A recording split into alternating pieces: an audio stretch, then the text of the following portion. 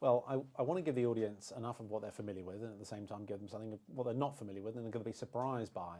To a degree, I know what it is that they like about the first one, so that makes my job easier on the second one. But I have to keep myself entertained, and I see myself as an audience member. So I feel as though if I'm entertained, then the audience will be entertained.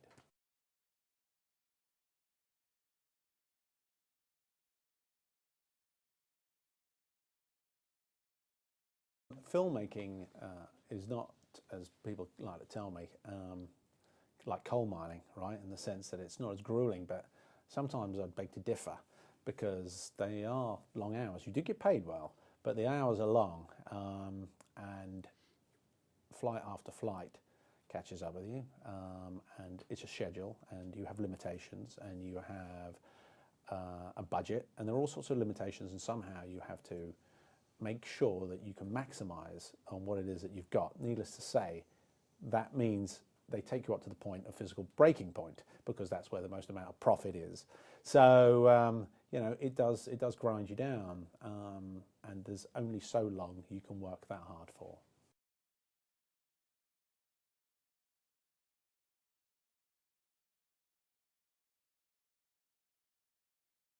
Well, I have another crew that goes around for shooting stunts. So what will happen is that if I need an element of a waterfall, there'll be a crew that go off and shoot an element of a waterfall. So that crew went to many more countries than I. We really were based in England, England and Strasbourg. There's the only two countries that we went to.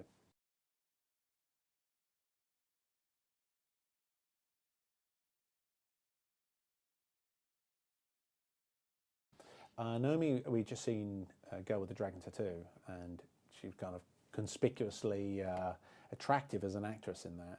So I wanted to get my hands on her in that respect. We needed a strong female character because it wasn't going to be conspicuously romantic. So what we needed was a female character to drive that through and to make it worth it.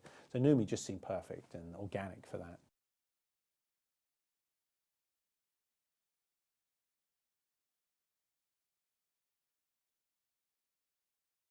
Well, Moriarty is arguably the most infamous character in the most infamous villain in literature. So the challenge of representing that is tricky. The great thing about Jared is he doesn't. People don't really know him in a broad sense. So there wasn't any junk in the trunk in that respect. But he's very intellectual and he's very capable. So, you know, within about 30 seconds of meeting Jared, I was pretty sure that he was going to be the Moriarty.